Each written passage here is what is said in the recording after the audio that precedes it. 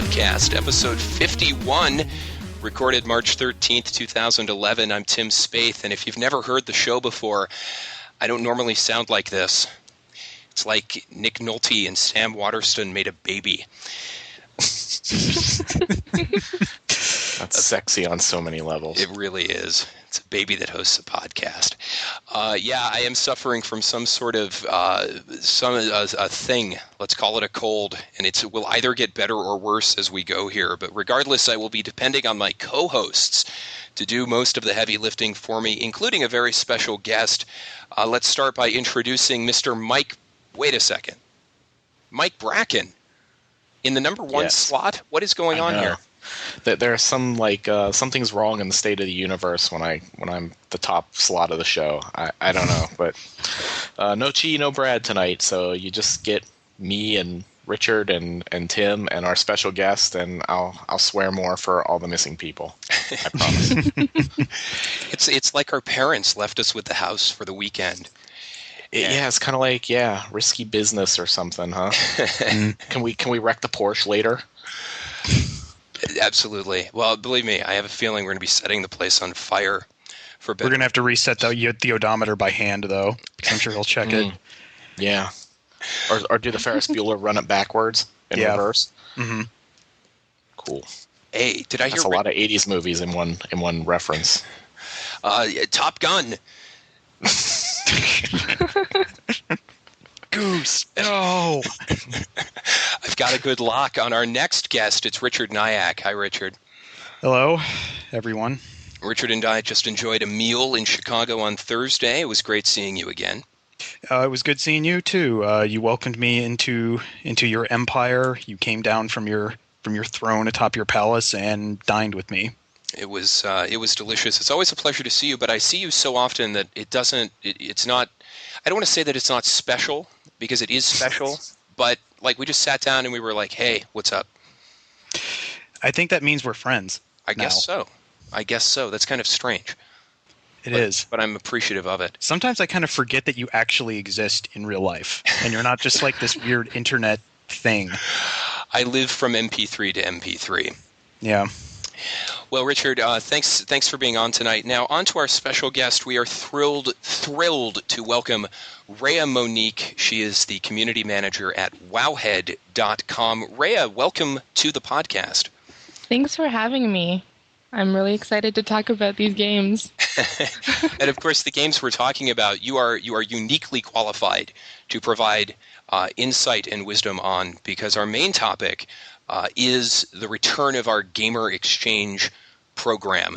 And we'll talk more about this later, but Richard put time into World of Warcraft. In exchange, I put time into Team Fortress 2. And Rhea, I know you have played quite a bit of both of these games. Yeah, I mean, obviously I'm working at Wowhead, so I've got the World of Warcraft part down, but I also play Team Fortress 2 a lot. So I think both games for me are some of my favorite games that have ever been made. So fantastic. And I just want to jump in here for a second. It is absolutely amazing. We've set a record 2 episodes in a row with a female on it. This has never happened in 51 girls don't episodes. exist on the internet. So. Isn't it 3? There was one on the Doctor Who podcast. Oh my God! See that? Yeah. We have set a new internet record. Holy cow!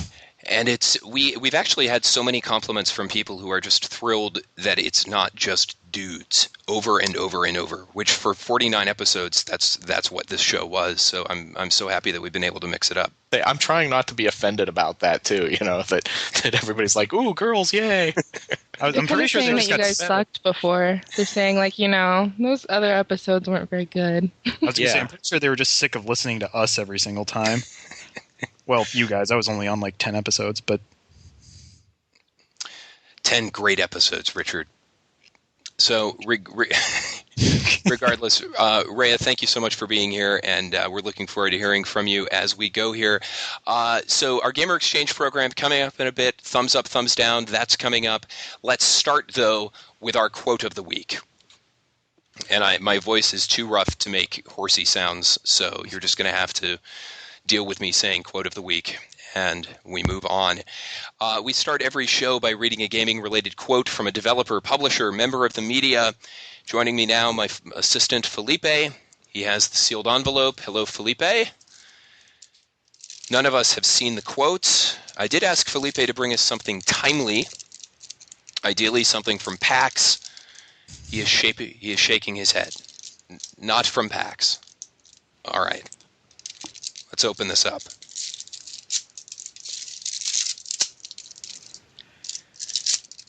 I did just rip the envelope open and not a Target receipt. Here now is the quote. Well, it's kind of timely. It's from GDC, the Game Developers Conference. The speaker is Cliff Bleszinski. Cliffy B. We like Cliffy B, don't we? We do. We do. I feel like there was an interesting guy. I feel like there was a time that we didn't care for him, but now he's kind of cool. He's like the kid on an '80s sitcom who's kind of grown up. He was a dweeb in the '80s, and now he's cool. Like kind of I don't know. I think of Cliffy B like Corey Haim or something. I don't know why. So dead. well, no. I guess no. That was the logical conclusion. No, I just meant like you remember him as kind of this dweeby kid, but then you see him and he kind of grew up into a man. I guess Corey Haim was a terrible example because Corey Haim was never really cool, was he? No, so maybe I'll just shut up now. Maybe a Ricky Schroeder. There you go. That's a good one. Or Mark Paul Gosselaar. There you go. How about that? That's good. There you go. Either one of those works. Perfect. Well, here is Cliffy B's quote. He says, and I quote, "I am going to go on the record and say that I believe the middle-class game is dead. It either needs to be an event movie, Day One, Company Field Trip, Battlefield LA, we're there. Avatar, we're there. The other guys, starring Will Ferrell and Marky Mark, nah, I'll effing rent that. I don't really care, right? Or it has to be an indie film, Black Swan. I'll go and see that. I'll go to the Rialto, or I'll go to the AAA IMAX movie. But the middle one is just gone. And I think the same thing has happened to games." End quote. So Cliffy is saying the B-level game, your enslaved, your, I don't know, wet, Dark Sector, Singularity. Singularity is a good recent example. He's saying that these games, that there's just not a place for these games anymore. Mike, I'll start with you. What do you think? As much as it pains me to even think about that, there is some level where I agree with him. The first thing that stuck out about that quote to me was I read Destructoid's Jim Sterling, and someone else wrote an article, and it sort of goes back to Cliff. Black Swan is a terrible example of the art film thing, or that games could be like Black Swan, because Black Swan had Natalie Portman in it. It was directed by Darren Aronofsky. So granted, he didn't make it for a bunch of money, and it wasn't, like a summer blockbuster, but it wasn't like some art film that nobody knew about. It was kind of like a big film regardless. So I thought that was a terrible example. I think I see what he's saying. I really hope it doesn't come to pass, because I think, those mid-level games are not something that, maybe I want to spend $60 on, but if I could get them cheaper, that would be cool. And they're nice fillers in the gaps between the big game releases. And I've read a lot about what they're saying, that, maybe they should be releasing these games not in the holiday season and this and that. And I agree with them. But the funny thing there that sort of almost becomes a self-fulfilling prophecy for what Cliff is talking about is, we've seen in the past couple years, they're starting to release big titles even in the off months now. So in a way, yeah, I see what he's saying sort of coming to pass. I hope it doesn't. But I think as the system is currently configured, I don't want to pay $60 for Singularity. And as much as I liked Enslaved, I don't know that I want to spend $60 for it either. I think the way that developers could get around this and save those games is to, make them $30 or $40 releases, and more people would be willing to buy in that regard. But yeah, I think he's on to something there. And it's a sad thing because, if every game's a big budget, I mean, comparing it to film again, who wants to watch just summer blockbusters all year? And if that's all we have, I think that's detrimental to gaming as a whole. Stop the presses. I agree with Mike 100%. Wow. I completely disagree with you guys. So, all right. I do think it kind of underscores the need for, more than anything else, a more varied price structure. I mean, just like you were saying, I don't think Darksiders or Enslaved is a $60 game, and I think they would have been more successful at a lower price point. Definitely. Rhea, jump in. You said you disagree. well, I just feel that these labels are constructed. We're making them up. Marketing makes them up. And I think whenever Cliffy B speaks, it's usually to generate controversy or issue a challenge.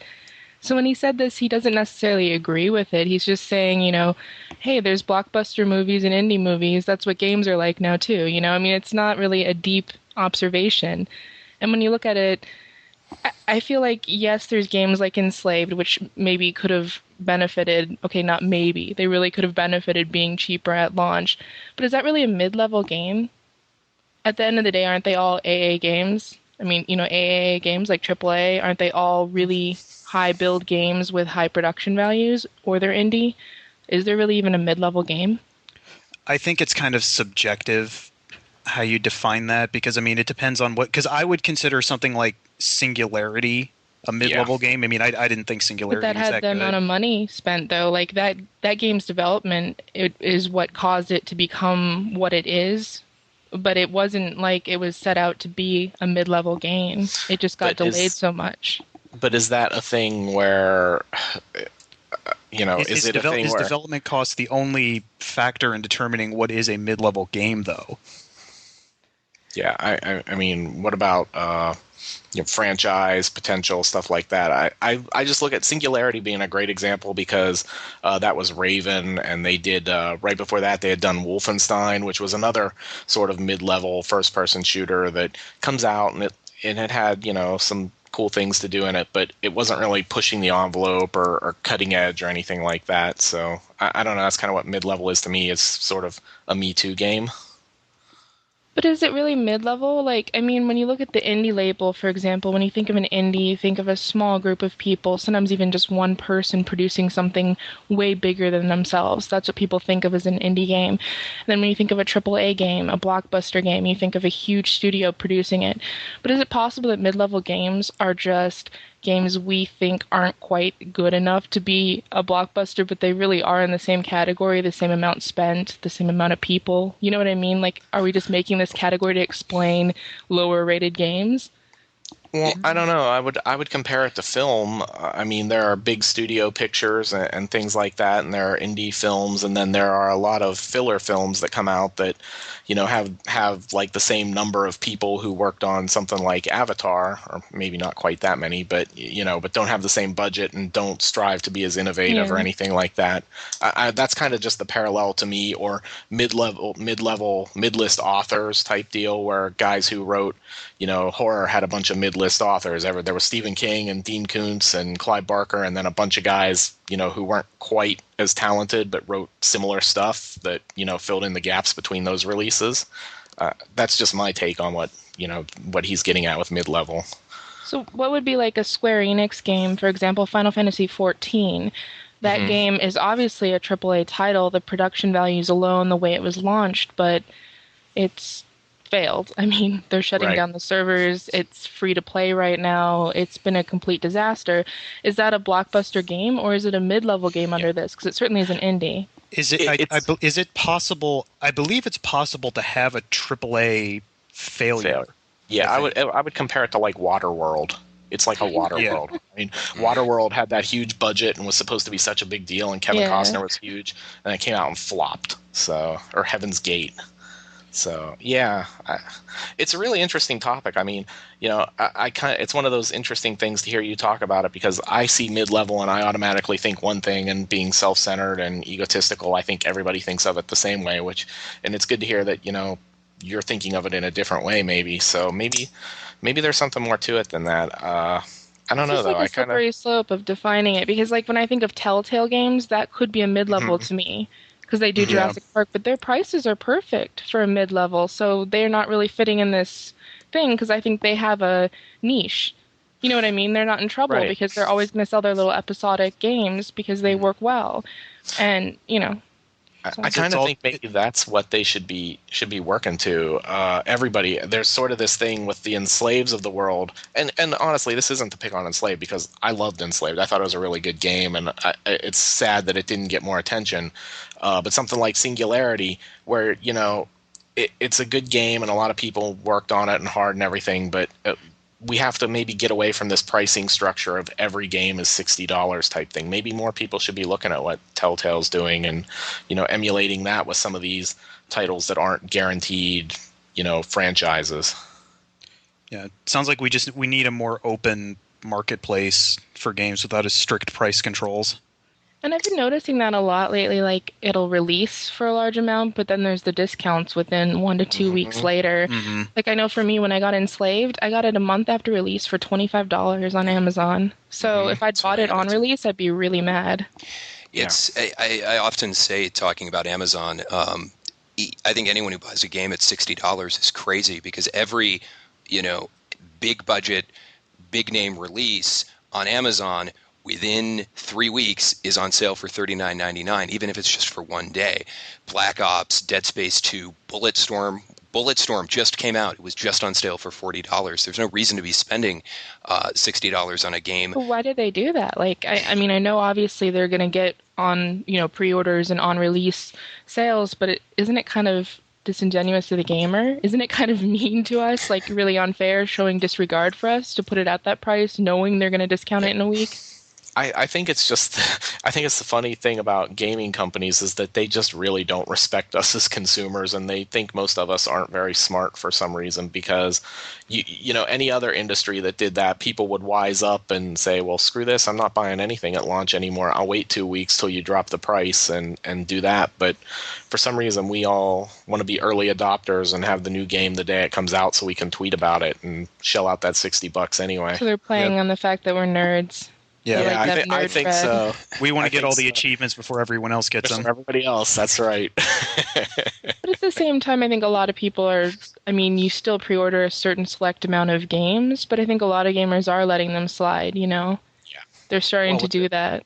With the economy now, I used to buy a ton of games. I can't afford to buy games like I used to anymore with the way the economy is, and they're a luxury item undoubtedly. So you would think the industry would maybe realize that a little bit and understand that people are in hard times financially, and it would be in their best interest to why drop a game like Enslaved to $25 a couple weeks after it comes out? Why not just release it at 30 and people are like, hey, $30, I'll take a gamble on that. I'm willing to spend $30 on something I don't know about, but 60 is just too much anymore. But some of it's marketing. A lot of it actually is probably just marketing. They probably have to have it at a certain price point. And much like how you can get pre-order bonuses at GameStop or Walmart or wherever, they probably fix deals with hey, Amazon in 2 weeks will grant you 20% off this game and just you for that day. That's probably something that goes on behind the scenes. Oh, I would imagine so, yeah. That's another rant for another day. To say that's a whole nother podcast. Just the fact that they give different bonus things for pre-ordering at different stores drives me insane. So yeah, that's a whole other show. Yeah, just the fact that they have DLC ready for it on day one drives me insane. On day one, yes. Yeah. I get the day one DLC, not to go off topic too much, but usually that's because they had to commit everything and they had time to work on stuff while marketing was shipping the game, so the DLC comes out. Right. So I just hate paying for it that way. Yeah, well, Red Dead Redemption did a decent job. I think their first DLC was free, but they said, I remember Rockstar kind of did a press release and it said they could only have a couple free DLC per platform per year, so they could only make the first ones. Otherwise, they would have made. I think they said they would have made Undead free or something. Yeah, and that's the thing. That's why to start talking about Team Fortress 2 a little bit early, that's why the Xbox version of Team Fortress 2 has basically been abandoned now because Microsoft would not let them release the updates for it for free. It's like you have to charge a package for it, and then Valve's like, well, we're going to be releasing God, I don't know how many updates have they released. That well over 100 updates. Yeah, they've done so many in Left 4 Dead as well with their new maps and everything. And so they're not giving them the freedom on the platform that they want. So Valve's just like, all right, screw it. We're not dealing with it. So in conclusion, there's this whole mess of game companies, marketing, the distributors, and everything that's contributing to mid-level games existing. Yeah. she just wrapped it up nicely. Great. You should send us to break now, because that would save my voice. I guess, I think you put it very well, Rhea. I mean, do we see anything changing? I don't see this being an issue for the people in charge. I think will continue on this path until the consumer base corrects them. It's like when they finally start losing. I mean, if you look at something like the Guitar Hero franchise that just took a nosedive, like they kept pumping out sequel after sequel after sequel until finally people just stopped buying them and it became worthless. So they stopped doing it when consumers corrected them. And I think what we're talking about will wind up the same way eventually. And that's really the thing to me, is like the danger of eliminating those kind of games is that you run the risk of not only releasing Call of Duty number 657 set in the Civil War or whatever, but where people are just like. Where people just are like, okay, enough of that already. But we've seen games that have come out of nowhere in the past few years and become something, even if they didn't last. But something like Katamari Damacy or something, where those games might not happen anymore, and so you not only already risking that, because Mirror's Edge, for example, I mean, that was a AAA, yes, but it didn't sell enough, so now it's in limbo. Like they recently, it was like a couple of weeks ago, wasn't it? That they were trying to work on a sequel, and the prototype got rejected, so now it's in limbo. It's not gone, but they put it off the plate so far because it's not making enough money. It was a mid-level game that just didn't sell enough. Yeah. And so we end up losing out in the long run if that happens. So I guess the message here is support some of these titles that aren't AAA titles. Even if you don't spend $60 on them, when they drop to 30 or whatever, buy them, don't rent them, don't buy them used, don't download them illegally, something like that. I don't know. And the reality is, 1 year down the road, every game that came out this month is going to be $20, whether it was a AAA title or not. So it all evens out in the end, I guess. But, I look at something like Bizarre Creations, who was tasked with releasing the James Bond game last fall, which should not have been a $60 title. It bombed, and now Bizarre Creations no longer exists. So I think there is something dire that potentially could come out of this, but we will see what happens. Yeah. And I agree with what Rhea said, that I think Cliffy B just basically said that in a way to sort of stir things up, and now he's got people talking about it, and people are aware of something that probably 3 weeks ago they weren't really thinking about. So it's good that way, and who knows if it'll come to pass or not, but he definitely stirred the pot a little bit, which is good. Got us all talking and thinking. And hey, did you know that Gears of War 3 is coming out? Yeah, did you know that? Really? I did not know that. Wait, what's Gears of War? Gears of War. Yeah. It's a puzzle game. It's a mid-level title. Let's pause for a break. I am going to lubricate my throat. I will be back in just a moment. More GameCritics.com podcast after this.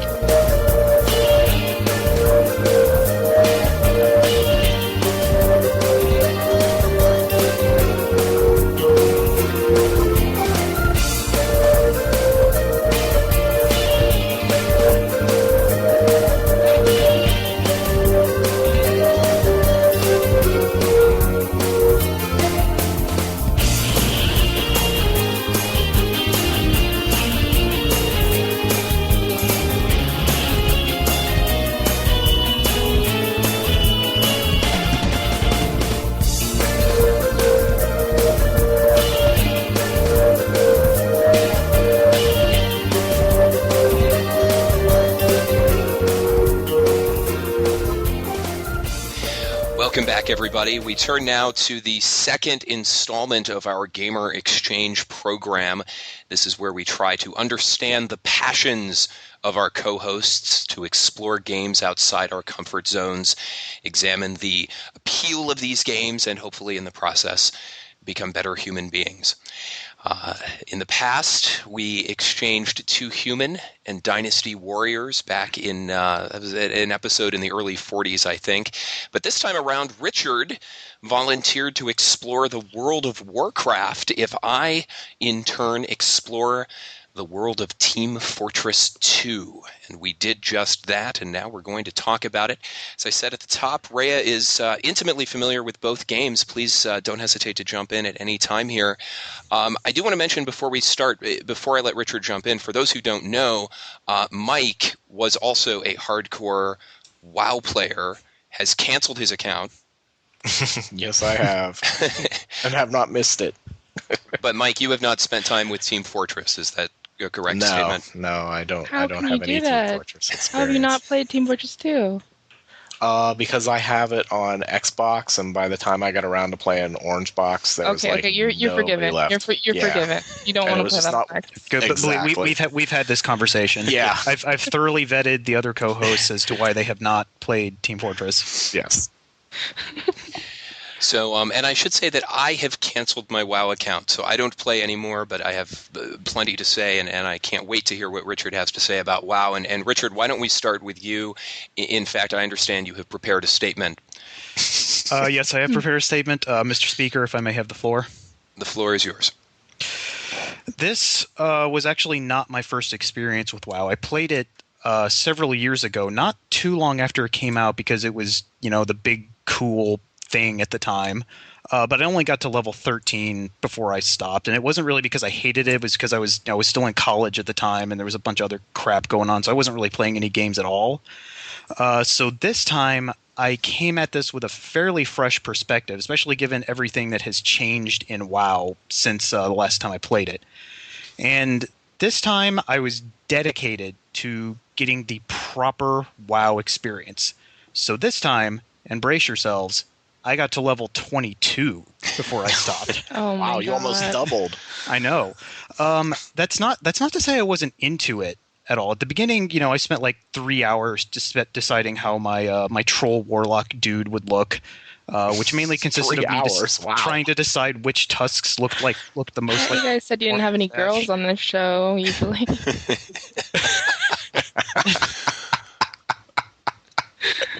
Oh man. I seriously didn't hear it because I was talking. Nothing happened. I didn't say anything. Keep going, Richard. You're fine. What the hell was I talking? Oh yeah, World of Warcraft. Tusks. You were talking about Tusks. tusks. I picked the tusks that looked the most like a handlebar mustache. The works. At level 15, I started doing dungeons, and that was pretty cool. I thought I was finally starting to get it. Then at level 20, something magical happened. When I was eligible to receive my mount, I purchased a brand new turquoise dinosaur that I promptly named Fluffy Bunny. And then it hit me. I was a handlebar tusk troll riding a turquoise dinosaur riding around setting things on fire. And that's all I've ever wanted to be in life. So at that point, I just sort of realized that the game wasn't really going to get any better at that moment than that moment. So, I played for a few levels after that, and I'm like, I'm still having fun, but it's just not doing it for me because there's nothing really to look forward to now because I already have the dinosaur. So, what do you guys think? Am I just lazy, or is the fling between me and the MMO just not meant to be? Well, hold on. Let me interrupt for 2 seconds. I just want to say I have heard so many stories about people who quit right after they get their mount. And it happened to me. The first time I played WoW, when I played, mounts were given at level 40. 40. Yeah. And I got my mount, and I quit literally 15 minutes after I got my mount, because I think people build that moment, they build it up like, oh, I'm going to have my mount and everything's going to change and I'm going to move so much faster. And then they get their mount and it's like, all right, I'm moving a little bit faster. And I think it's such a letdown that people cancel their account right after that. I have heard so many stories like that, and I just think it's funny that this sounds like this maybe happened to you, Richard, but I'm not sure. I'm pretty sure that's what exactly happened to me, because after, I mean, not to say I wasn't happy with Fluffy Bunny. I mean, I was very happy with him, but it just, I mean, the next mount I got the fast mount you get at 40. Yeah. And then, I think you get the flying one at 60 or 70. I forget what it is. So it's like another 20 levels for the next progress point. It's like, no, not working. But it's about the journey, Richard, and not the destination. It's about the people, actually. That's where you're missing it. That's where I think you went really far off the road. I mean, when I first started playing WoW, this was back in vanilla, so on release, so many years ago, it was really boring for me. And it was quite a different game. So there weren't even things like mounts at 20. And there were things like, to get your mount at 60, you had to farm for months, and it made you want to cry. And so when I hit 60 many, many years ago, I quit too, actually. After I got my epic mount, I quit my character. But then I came back 6 months later with friends. And at that point, I started raiding hardcore, and it went downhill from there because I became obsessed with the game. But I mean, I think you're missing, the mounts are nice milestones, but when you have friends, you then can put your mounts to use and ride them to places with your friends. Yeah, I have friends that are just like me. It's like they got their mounts and it's just like, well, I'm done. This is the weird thing about WoW to me. As someone who spent an obscene amount of time in Final Fantasy XI, where basically the game kind of forced you to pretty much group for everything after level 12, then to come into WoW, it seemed like such a great thing to be able to play solo. I mean, you can basically solo, if you don't, do instances, all the way to the level cap. That was great, except that suddenly then the games aren't quite as interesting when all you're running around in doing quests by yourself and you never interact with anybody. So yeah, just go get 10 wolf pelts and then get 20 wolf pelts. So I definitely see why people who don't play with friends kind of get to 20 or 30 and go, oh, that's it. If I had to play, when I played, if I had to do pickup groups to do instances and raids and all that stuff, I would have quit too. Honestly, dealing with the general the general population on any given server, that would be enough to make me quit too. But yeah, definitely if you have friends, it's a really different experience. So, and plus it's really hard to gauge WoW, and this always sounds like such a cop-out when you say it, but it is a game that really kind of changes so drastically at endgame that when you get to the point where you can do the high-level instances and you can raid and stuff like that, that it's hard to really feel like anyone who quit before they got to 70 or 80 really got the full experience. And I mean, I understand that that's the problem somewhat of the design at the low levels, that they aren't making it necessarily engaging enough to keep people. They went and they redid Cataclysm, and that was a couple months ago. And the problem is I mean, WoW has always been this multi-layer experience, but now it really is sink or swim depending on what zone you start in. So I would argue that Richard started in a bad zone, and that's not his fault. But if he'd chosen to be a blood elf or an undead, he would have been in Eastern Kingdoms, where they have this entire, basically your 1 through 25 to 30 is this really interactive phasing. Some of the best dynamics I've ever seen in any video game, let alone an MMO. And they do this phasing. I actually want to say that I did play as other characters when I was playing. But did you see Hillsbred? I did not see Hillsbred, but I did play as an undead for a while. I got to about level 14 with him, and then I played a Tauren priest for a while, which role-playing wise, I think I enjoyed the priest the most, which makes sense given my playstyle in Team Fortress 2, which we'll talk about shortly. But yeah, continue. Well, I think a lot of it is, especially now that they've redone it, they redid it to this phenomenal experience leveling up, but it's still hit or miss. It just seems like an MMO is very hit or miss. I mean, once they hit you, you're in for good, but if you miss, if you end up not having the right amount of friends, or if you choose the wrong zone, or if you choose the wrong class for you, what happens? And I mean, basically when they redid Kata, when they did the Forsaken side, they did this whole thing with Silverpine. Did you see that, Richard? I believe the name sounds familiar, but I'm not remembering it off the top of my head. Sylvanas basically is this, she's a leader. She's this really important lore figure, Yeah. and she goes with you through all the quests, and it starts to just get really dynamic and really chaotic towards the end, and it builds up to each zone, and it just creates this really fluid 1 through 60 experience where you're figuring out the Forsaken side of things. But meanwhile, on the other continent, on Kalimdor, there's desert, and Yeah. I mean, goblins are cool. Like, actually, that would have been a good place to go too, but there's really nothing as exciting for the Horde over there. So it's just, I mean, you know what I mean? If you're starting out, if I were to tell a friend where to go, I wouldn't, you know what I mean? It'd be like you go to Undead or you don't go anywhere else because it'd be boring. Or at least if you play as a Tauren, you take the Zeppelin over to the Undead area, you know? Right. That was, Richard and I played briefly when he was a Tauren, and I was like, all right, Richard, where are you? And he's like, oh, I started a Tauren. And I'm like, no, Richard, no. Yeah, No. you don't want to do those quests. Don't go to Mulgore. Don't go to Mulgore. That will kill your desire. Exactly. It will kill your desire to play the game ever again. Yeah, mainly the best thing about playing the Tauren guy was their dance move, because they did like this weird line dancing thing, and it was just like this giant cow doing it, and that And butter amused me. jelly time. Mm-hmm. So, Richard, when you played, did you get a chance to do any group activities? At 15, you get to start running dungeons. Did you do any of that? Did it? I did. I did, and that's what I was saying before. Is like when I started What doing dungeon? some of the. I don't remember Which one did you do? Let me guess. He did the one that was in Orgrimmar. Let me guess. That's the one he probably did. Yeah. Was it Was that Hellfire Chasm? Hellfire. I think it was Ragefire Hellfire Chasm. Chasm. Ragefire Chasm. That was it. Ragefire. Yeah. That's the worst dungeon too. So, Richard, not looking good for you. Not looking good for your WoW experience. Oh, I don't think it was you've looking seen good. the Dead Mines. Dead Mines is way better. Way I better. don't think my WoW experience was looking good from the very beginning. So, Dead Mines was my first, and I was hooked from the moment I did Dead Mines. Yeah, Dead Mines is just this phenomenal experience, and the old SFK was really good. I mean, there were just all these really good dungeons, but again, there's the hit and miss ones too. Mm-hmm. And it really is about getting the right combination, or else you're just going to quit when you get your mount.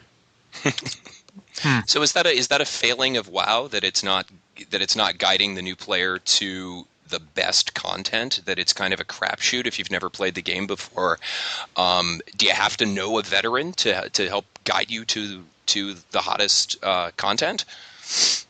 All that stuff helps. Wouldn't it make sense now if you had to? Because the game's been out for so long now. You can't, you know what I mean? You can't expect them to keep tailoring to the new user experience. You can't, I mean, for them to even redo the Cataclysm stuff is pretty good. Yeah, I was amazed when they announced they were doing that. But it's still, I mean, it's really confusing. And part of my job at Wowhead is to write content and guides for how does a new player get into the game.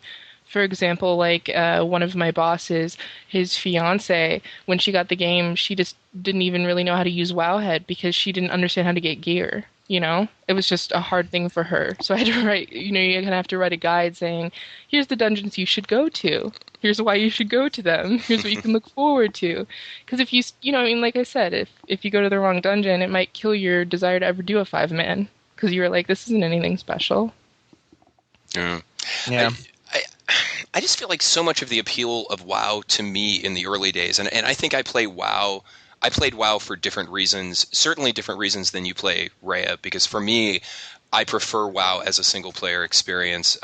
While I was a member of a guild and I knew people in my guild pretty well, the vast majority of the pleasure I got from WoW was playing by myself. But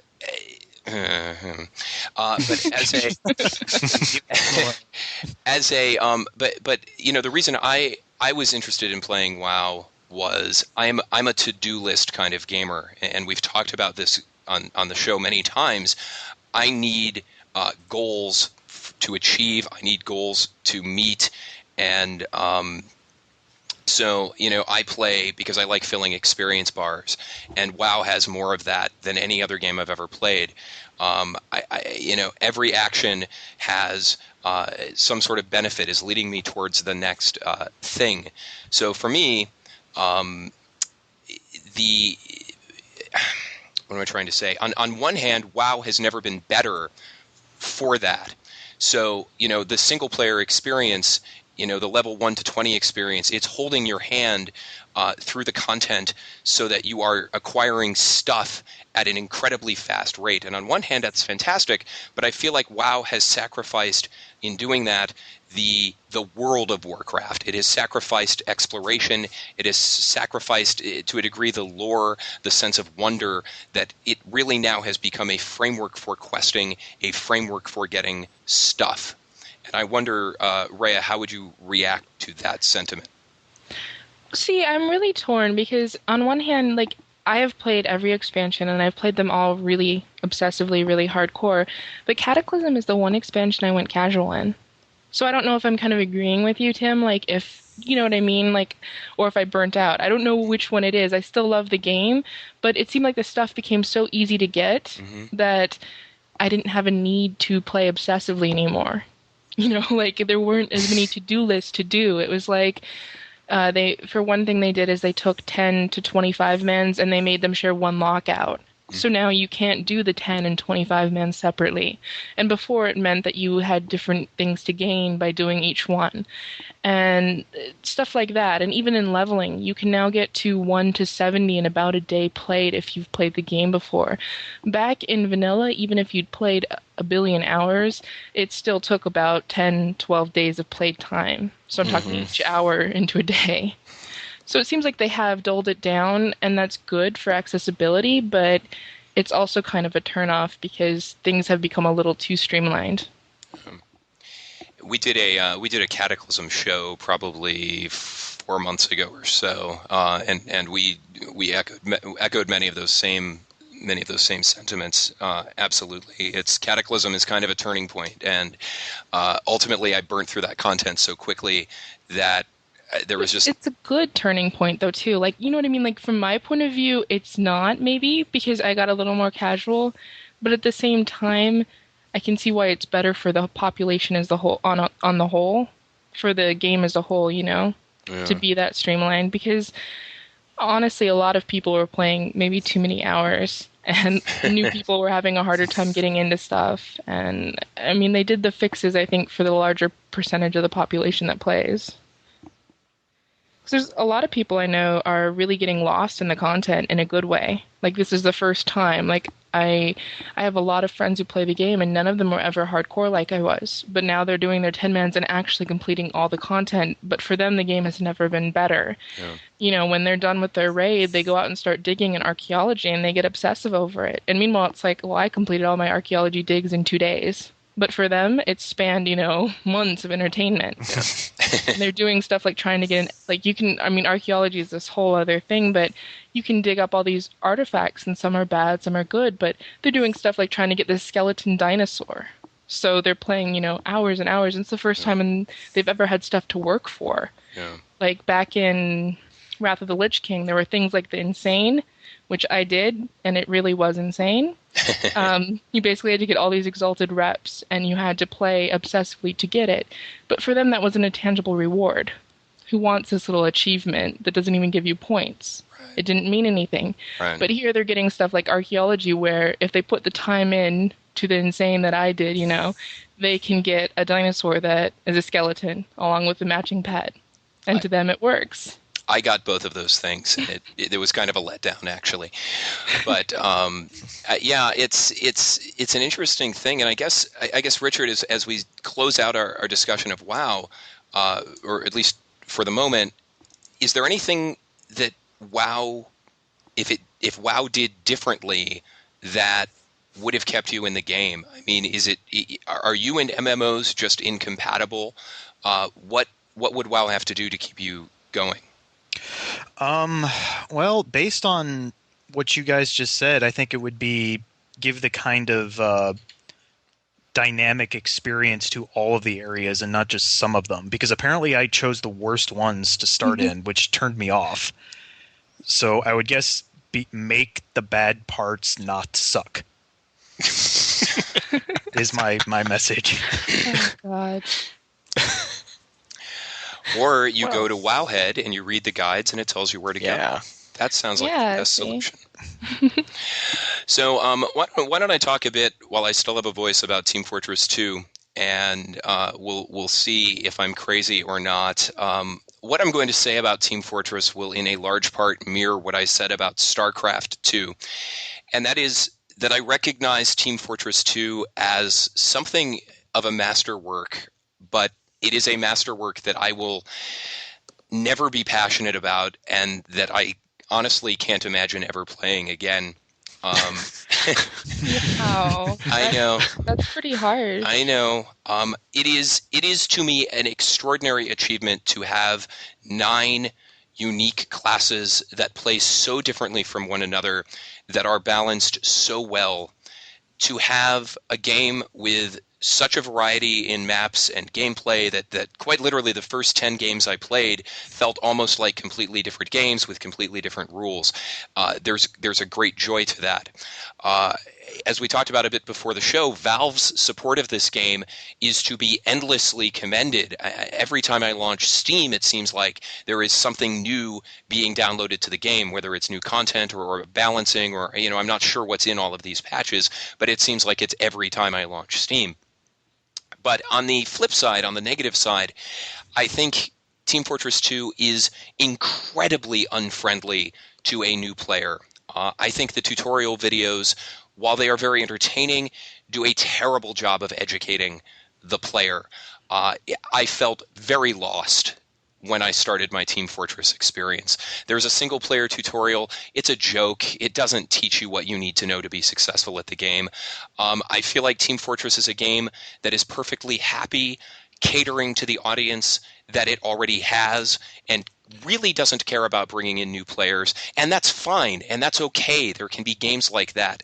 I don't. There are elements of the game that are incomprehensible to me. I don't understand crafting. I still don't understand how special items just wound up in my inventory. I don't know where I got them. I don't know how Nobody I understands crafting, All right. Tim. Okay, FYI. that's fair. Okay, that's fair.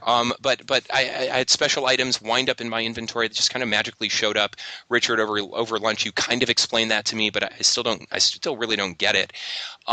But putting all of that aside, here's the thing for me and Team Fortress 2.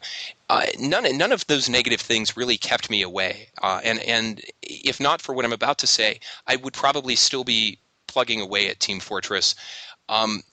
I am just not wired to play first-person shooters online. It is just not in my DNA. I am terrible at them. And no matter how much I try, no matter how much I practice, I can't find a rhythm. And rhythm is important to me in games. And believe me, I have put time into Halo. I have put time into Call of Duty. I have the worst kill-death ratio in those games that you will ever see. It is embarrassing, and it is not in my destiny to be even marginally competent at these games, first-person shooters online. And I'm fine with that. I am comfortable with that. I accept that. I guess if there is a flaw in Team Fortress, it's that it didn't do anything to change my mind about that.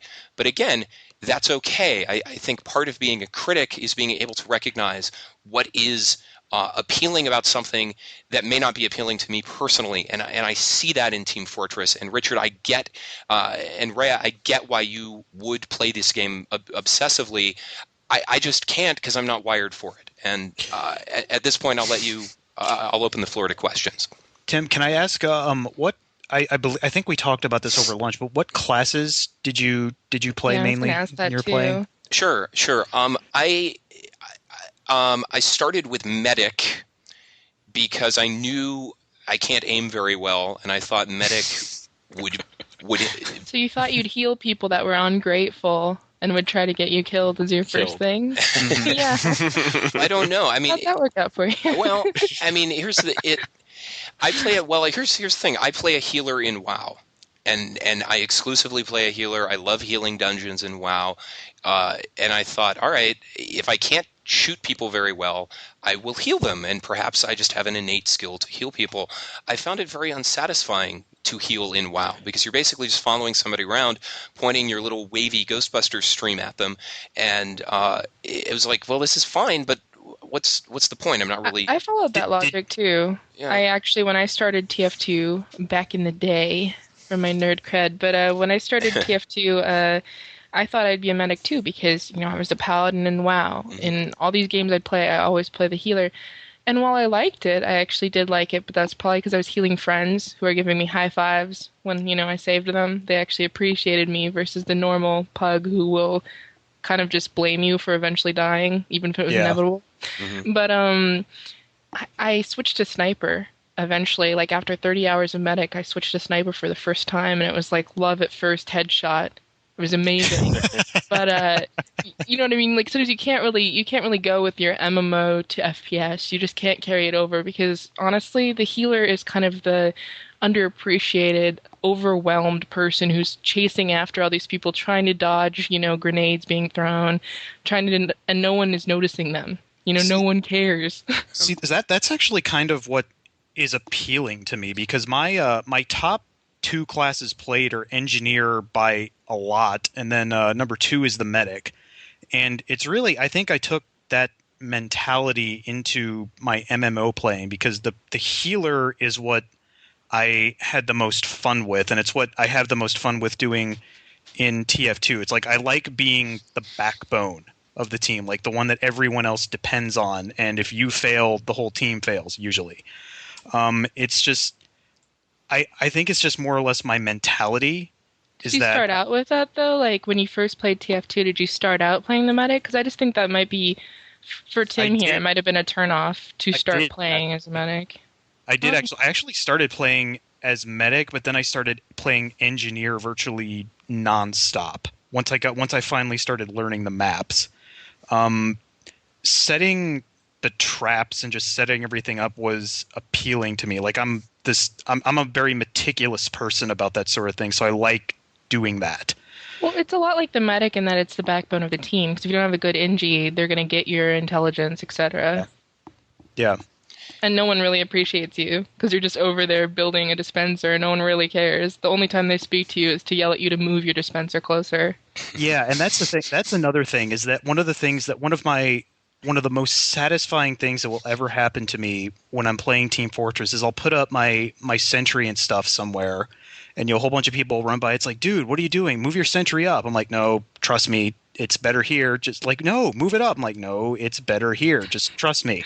And then like eventually like, a whole bunch of people will come out of a tunnel somewhere and my sentry will kill half of them. I'm like, yeah, see that? It's good that was there, wasn't it? So here's what I'm interested to know because I would find myself playing matches, and ultimately I settled on the heavy as kind of my class of choice because the heavy moves slower. It's kind of a slower paced character, and because I don't seem to have the right dexterity to be successful, a slower paced character made sense for me. I never got more than 2 kills in a row. That was very rare for me. I maybe got like 1 kill at a time. I love how the game, when you do kill somebody, says, "Hey, you," or when you die, it says, "Hey, you tied your streak for most kills." Yeah, those are good breadcrumbs to encourage you. But for me, I never got a streak higher than 1. So it was like, "Hey, you tied your streak of 1." So, which was just condescending at some point to me. Here's my problem with Team Fortress. Is I would finish a game. When a game would finish, and I want to talk about that too, I found myself saying, okay, what was the point of this? I just finished this match. What did I get out of it? What sort of progression have I made? What am I working towards? What did I get for my time spent? Because I wasn't having fun exactly.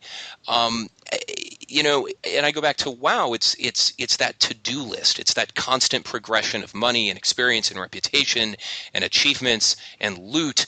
But games in Team Fortress to me feel so independent of each other, and don't necessarily build on each other. I'm wondering for the two of you, what's the juice? What is it that's keeping you going back? Because for me, it just wasn't there. I think that, yeah, it's just having fun. I think Team Fortress 2, in contrast to WoW, offers a much, not necessarily clearer, but simpler set of goals, I think. I mean, because in WoW, the goal is to get more power. It's to increase your your numbers and your gear Where and your character's stats. really static. Like in Yeah. WoW, your character's extremely static. You build it up. Some people get into role play. Some people get a backstory for the character. Some people get it through gear. But the whole thing is you're making this journey to 85, and each piece of gear builds your character. Each achievement builds that character. But you don't have that in Team Fortress 2. Yeah, in Team Fortress 2, the goal is to win the game. And that's really it. The goal is to capture the flag. The goal is to stop the other team. It's a much more, let's set up and go mentality as opposed to the journey that Rhea was just talking about. But there are some, they've attempted to add journeys, and I think that is why TF2 is actually my favorite FPS. I feel that there was a really good sense of journey before the item system where they just started falling out of the sky. Back when you actually had to unlock achievements and you did it the legitimate way, you would get a new weapon that would matter after 10 or so achievements. Yeah, and I know for like the medic, that was especially big because you really actually wanted the syringe gun. It was better because it gave you health back when you shot people. Yeah, that's one of the things that's one of the few things I really don't like about the stuff they added. The item drop system was just they released it well before it was ready, and even now it's just not. I still don't like I'm actually a it. fan of that. So I think your anti-MMO is coming in. I think I understand how Tim could get maybe overwhelmed or not be that intrigued by it because it wouldn't mean anything to someone who's new. There's just items falling out of the sky. But when you actually look at the items themselves, I think it adds flavor and actually gives you some persistent character, unlike what was happening before. It makes it not WoW, but it's like a little, it's a little more characterization than a normal FPS because you get to choose what your weapon is going to be. And I commend them for having such balanced weapons. Like the fact that there is pyros can argue for hours over which one to use. People can say you got to have the back burner or else you're a noob. And they can mean that with all their heart, and someone else will say a different gun, Like Really? the fact people, Most people hate the back burner, at least the ones that I play with. No, you should read the Steam forums. Like, Huh. it's like people can argue about what to use. For example, you could use the flare gun, or, you could use a shotgun. Or another example would be, a better one would be the sniper. Do you want to have the Girardi to throw on spies to put people out? Or, that kind of thing. What do you want? I do like that ability. It's not game breaking. It's not going to make you a completely better player, but you are personalizing your play style a little bit. Yeah, and one of the things that I think that Valve has done extremely well with the updates is that most of the unlockables don't make you more powerful. They just change the way you have to play that class. And the best example of that I can think of is the sniper's bow and arrow. Because when the bow and arrow first dropped, I saw a ton of people trying to use it just like the sniper rifle, because like with the sniper rifle, you have the zoom, and it's the sniper rifle. It's been in a million other FPSs. The bow and arrow, you don't have a zoom, but you can charge your shot faster, so it requires you to get closer to your target. And most of the players that I was seeing with that were trying to use They're pushing the front lines usually. Yeah, it's like they were trying to use the bow in the way they were using the sniper rifle, which you can't do, which led a lot of them to say, oh, the bow is a terrible weapon. It's like, well, no, it's not. Well, no, it changes the sniper's class, the way he approaches. Yeah. He doesn't become a character that sits back necessarily. Yeah, it's like he has to be much more of a aggressive frontline class now. I think we may be going a little too inside baseball on TF2 here. I'd like your comments on this, and let's go back to my statement that Team Fortress 2 is not friendly to the new player. If you are a guy without friends on a server who's just kind of experimenting, who wants to try out Team Fortress 2, it is incredibly difficult to find a place for yourself. I wonder, what are your thoughts on that? Is Valve treating Team Fortress like a closed system, catering to the audience it already has? True or false? I would say false, actually, because that's how I started playing the game. Because my friends that I know in real life didn't buy the game until I bought it and told them it was awesome, and then they bought it. So it's something that, and then again, I've played quite a few online first-person shooters before, so I guess I was sort of coming at it with a little bit of knowledge about the game type at the very least. So again, Tim, it might be just sort of a mentality thing, but no, I don't think it's a totally closed system at all. If the thing about that is you have to be willing to jump in and die a lot, at least at the beginning. Oh, believe me, I'm there, man. In order to in order to get used to everything. And I think that's the learning curve. And I don't think that there's a very steep learning curve, but there is a bit of a learning curve. There is. A steep learning curve, really? Yeah, I actually think there is. I would have to say that Tim's right. It is hard to get into Team Fortress 2. And I think the reason for it, I mean, without a friend, I think the minute you have a friend, it gets easier. Or even, for example, let's say you had a guild that you'd played with in WoW and they all played TF2, even if they weren't really good friends, just knowing they're around would make it easier, I think.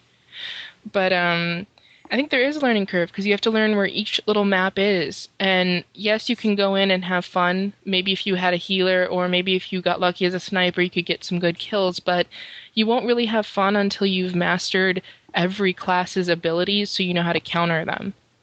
You'll just keep dying again and again. You'll step out, a spy will kill you, and you won't realize you could have spy checked, you know? And you will die 20 times before you realize that. And now, grats, you've learned that the spy can do that. But did you know the spy can also fake death? So he's not really dead when you found him and killed him? You know what I mean? There's so many little layers. And a new player coming into that, especially with the new items, they won't realize that so-and-so had a different item equipped, thus they could do this. Or, you know what I mean, they think the heavy's got low health, he comes back at full, and you realize he ate a sandwich around the corner, and you didn't know as a new player that could happen. Yeah, I did. I mean, I did start playing the game about a week after it first came out, so it had none of the updates. So, yeah, I guess it does kind of make sense with all the new updates. Yeah. Especially with the holidays, too. Like, I'm thinking if you came in, say you were a new player, and you picked it up during Halloween, what would you think with the Headless Horseman going around giving you? Like, you wouldn't even know what's going on. I loved the Headless Horse, or what was it? The Headless Huntsman, Horseman, or something, or whatever it was, like that ridiculous name that they gave it. But I loved that so much. But yeah, I can. And it's so overwhelming for a new player. There's so many maps. I can see a new player getting overwhelmed by that pretty easily, but I don't know. Well, Like I think Tim should give it another chance, but I think he would need you there to guide him. Or I'll volunteer too, but I think he really would need a friend. And I think once he got into it, he'd really like it, especially because it does have some of the WoW elements of actually being able to build your character. Mm-hmm. There is a significant amount of role playing too. Yeah. That's what I like about it is like it takes that role playing mentality and applies it to the first person shooter, which hadn't really been done before. Yeah. Well, you know, to Richard's credit, he did try to help me out. I struggle with the headset microphone thing because I don't like wearing headsets when I play games because, you know, I have kids upstairs. If they start crying, I have to be able to hear them, etc. So I don't like having – it almost seems like with Team Fortress, you pretty much have to have the headset on. You have to have the microphone. So I struggle with that a bit. Again, that's a me thing. That's not a Team Fortress thing. But I don't know.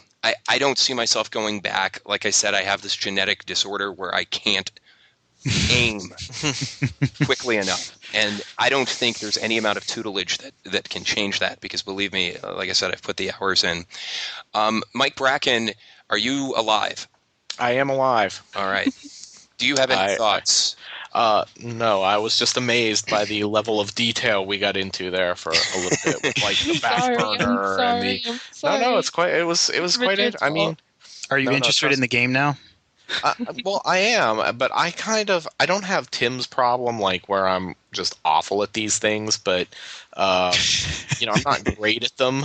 So yeah, I guess my thing that always scares me about that game is like I'll go in there and you'll end up in a game with a bunch of guys who've been playing forever, and I will spend my time dying every 3 seconds, respawning, dying, respawning, dying, and that always makes me nervous. Take it as an opportunity. You just watch what they do and then get better. That's what you learn. It's one of the great things about the kill cam that they do, because anytime you die, they show you who killed you and how you died. Yeah, that's actually a cool thing. So I've always actually been interested in the game. I just have never, you know, like I said, I have it on Xbox. So well, yeah, you're never gonna play it then. Yeah. So I wouldn't recommend it. No. So yeah. So maybe one of these days on the PC. It seems like the general vibe from both of you guys, from Richard and Tim, taking each of their perspective on each different game, World of Warcraft and Team Fortress 2, it seems that as a new player at this stage in both games, you guys couldn't get into them for whatever reasons. And is it just because you don't like MMORPGs or FPSs, or is it because the games didn't cater enough? You know, I mean, it just seems like both of the experiments were failures. That seems to be the highlight of the gaming exchange so far. Yeah. Lots of failures. Yeah, I don't think we've had a successful experiment I yet. don't think we have yet. No. You know, it's an interesting question you ask though, Rhea, because I know you didn't hear the Team Fortress Dynasty Warriors show, but many of my comments about Team Fortress are similar to my comments on Dynasty Warriors, which was that it was so difficult to get into the game because it wasn't friendly to new players. And I think if you are exploring a genre that is not, that's outside of your comfort zone, you need a little extra hand-holding to get into the game, to find the rhythm. And I keep using that word, but rhythm is so important to me, and it's something that WoW provides in spades. In WoW, you can kill a mob by pressing the same 3 keys on your But keyboard. then to Richard, it doesn't, because he didn't like it. So see, it's like it's very personality based, and that makes it really hard. But what kind of game would be a good rhythmic game for you? Would Borderlands, for example, have you played that? Would that as an FPS? You hate it. You hate it, right? You really, Brad's not here. You really haven't listened to the show before, have you? No, I know Brad hates. I know some people. I follow you guys on Twitter. I know you guys don't like Borderlands. No, I love Borderlands. Yeah, I like Borderlands. Dude, how do you like Borderlands but not like Tipsy? That blows my mind. Because here's the difference. In Borderlands, I'm in full control over everything that happens. In Team Fortress, I have 14 to 31 other players killing me almost within seconds of my starting the game. In Borderlands, I can find the rhythm. I can run up to the 50 dogs and I can shoot them at my own pace. I can get familiar with the weapons. I'm more comfortable experimenting because I have the time. It's not the FPS. It's single player versus multiplayer. Yeah. I mean, that's so. You're kind of wrong when you've been saying you don't like FPS, because Borderlands is an FPS. I don't like. Well, if I said I don't like FPS, then yes, that was wrong. What I meant to say was I don't like online first-person shooters. I love a good single-player FPS. I love Half-Life. Like competitive shooters. That's what it is. Competitive shooters. Let's put it that way. It does. See, I love competitive shooters. So. It does tend to bring out the asshole in people. I've noticed FPSs online. I like that though. Like I like when people are jerks and then you get to kill them. Yeah, it's very satisfying to just like see some guy like taunting everyone and just run up behind him and backstab him. No, they have this like Left 4 Dead thing where you can make your character laugh, and people that are jerks will just spam the laugh while they play you. Yeah, I'm one of those jerks. Yeah, it's really satisfying to kill them. So, yeah. I've said many times, maybe it's a generational thing, but I just can't get any sort of oomph from shooting strangers or hearing somebody taunt me in a game. I just don't care. I just don't care about other people that much, I guess. And Mike, I think you have shared a similar sentiment that it's just like I don't get any juice from shooting strangers. It's really weird because I feel the same way. Like, generally speaking, if I'm playing online, I would rather play something where I'm cooperating with people against the environment. But yet, there was a time when I did a lot of PvP in World of Warcraft, and that was kind of interesting. But I don't know. So it's strange. But in the first-person shooters, I'm just not. I don't even like to play so much. I don't like to play sports competitively online against people either. So I don't know what it is. So with the two of you, Mike and Tim, and I don't know if you played it, Rhea, but would Monday Night Combat? Would you say it has the same problems that Team Fortress 2 has in terms of accessibility? Because we all played that together. And I don't know if you guys tried playing it by yourselves or not, but I did. You did? It was much more fun with you guys. It's so hard to judge that, and I was thinking of that before we did this segment, when we were planning this show, because that was a good example. I think what maybe makes it hard to compare them for me is because when we played Monday Night Combat, it was still so new. So like, everybody was pretty much new at it, so you were kind of playing against guys who maybe had played a little bit more than you, but it wasn't like it had been out for months or a year and they'd had time to master and find all the glitches and all that other shit. So it's a little hard to compare those for me. But yeah, I mean, that game was fun. I had a good time with that. So. And I mean, I've played online Halo a couple times, and have fun. It really, it's kind of one of those things where I think it depends on who you run into when you're playing. If you run into people who are dicks or not dicks, and stuff like that, and there's a lot of variables to it. So I don't write them off entirely. I will always try them out, screw around with them. But I tend to find that I'm like just more interested in playing single player games or cooperative online games rather than I'm not trying to like boost my kill count or any of that. So I don't know. It's just how I'm wired, I guess. That'd be an interesting topic, just in general, for another podcast. How are people wired? How does what they play at birth, I mean, when they play when they're younger, does that influence what they are playing now? Like if you never played a competitive FPS, if it wasn't one of your first game experiences, would you like it? Because for me, I was exposed to MMOs and competitive FPSs at the same time. When I was like 14, I played competitive Counter-Strike, and I also played Asheron's Call. So now, 10 years later, I absolutely love both genres. But was it just because I was exposed to that, Could I not grow a like for it? Could I like a competitive FPS if I just my first time playing? Probably not.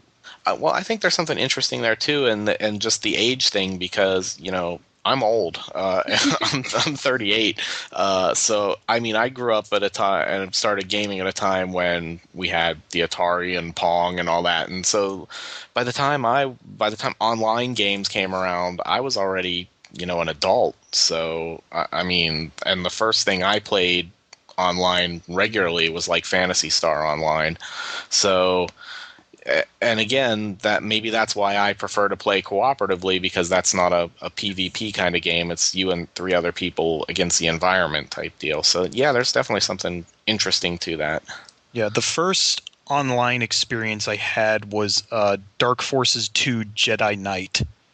And I think that came out in 1999 or something like that. And that after that point, I was hooked. I mean, I like getting into a group of people and just being a part of mayhem. It's appealing to me. It's Ray. I totally think you're onto something there, and I've talked about that on the show, and it's one of the reasons why we brought Richard on, because he is, he's a good 10 years younger than the rest of us, and there is a generational component to that. I have no doubt.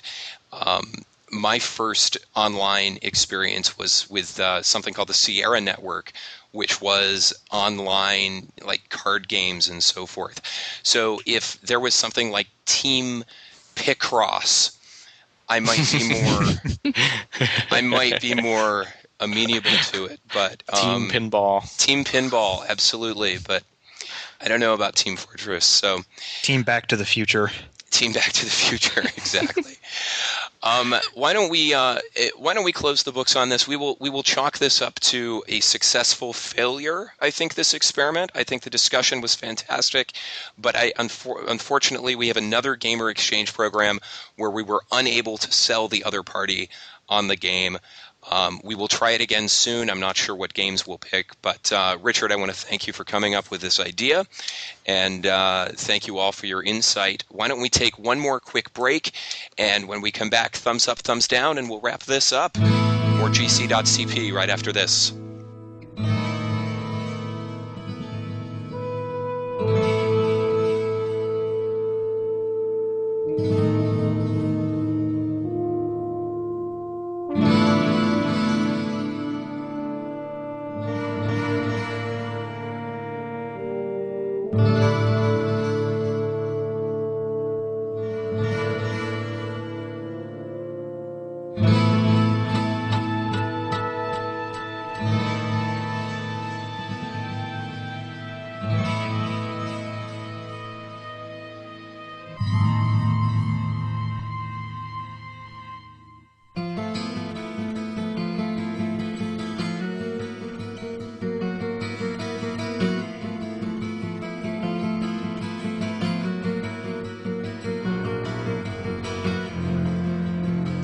Welcome back. We will wrap things up with thumbs up, thumbs down. Each of us have brought one or two things that have just sort of crossed our minds. Might be gaming related, might not be. For me, just real fast, thumbs up to 2 Sudafed and 3 Advil, which is the only thing that has made me feel good in a couple days. However, it did nothing to correct my voice. But thumbs up to medication. Rhea, how about you? Thumbs up to getting a job. I had been working as a community manager for 3 years. They let us go on Christmas. Oh, And I'd been looking for a job. I flew all over the country. I interviewed at places like Gearbox, all these great places, and I did a zillion phone interviews, and then I got a job 2 weeks ago. So I'm kind of in that I actually like work phase. No, Nice. I really I like work anyway, but because I know my boss is going to listen to this. I love work. I'm great. Congratulations. Yeah. That's awesome. And Wowhead, when I was playing WoW, as a fan of just databases in general, I adore Wowhead. Yeah, What it was an good. unbelievable website. And what specifically are you doing with the site? I know you said you're writing some guides. Community content manager. So basically, all the items in there, I get to work with a team and, help make sure when a patch comes out, there's items showing up, the descriptions are right, there's good lore on the bosses, just making the site accessible to the community at large. And it's a great team, and everyone I've met is, a huge nerd, really into video games. And they're really a fun group of people. So it's like 2 thumbs up from me. It kind of sounds like a dream job, honestly. It is. It really is. World of Warcraft, and it's also owned by Zam, who does every MMO, like kind of Wowhead-ish databases for every MMO. So you know what I mean? It's just all my coworkers are doing stuff for Rift or Final Fantasy 11 or, so. Just awesome and a perfect fit. So congratulations to you. Definitely a thumbs up. Mike Bracken, thumbs up, thumbs down. I've got some thumbs down because, I'm always so positive all the time, so I thought I'd be down this week. First up, a thumbs down to the dialogue in Heavenly Sword, which I just recently played through on my PS3 finally.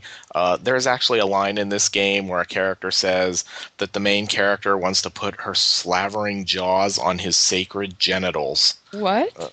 Yeah. What? Yeah, that's honest to God, a line of dialogue from the game. It's terrible. Does the context change what we think about it? No. So that's their version of sexy talk? I guess, yeah. So, the main bad guy says it about the main character of Heavenly Sword, and he's kind of nutso, and yeah, it was just like really over the top and just a terrible line of dialogue. Top of it. That's cool. So there was thumbs down to that. Also thumbs down to the fact that nobody ever went back and put trophy achievements into that game. It's really weird now to play a game on a next-gen console and not get achievements or trophies. So the whole experience was diminished for me because I felt like, why am I playing this? I'm not getting any rewards for it. I guess fun in itself is not enough of a reward anymore. And finally, thumbs down to my quest to buy a laptop. Jesus, are there enough options out there to try to build an affordable laptop to get one?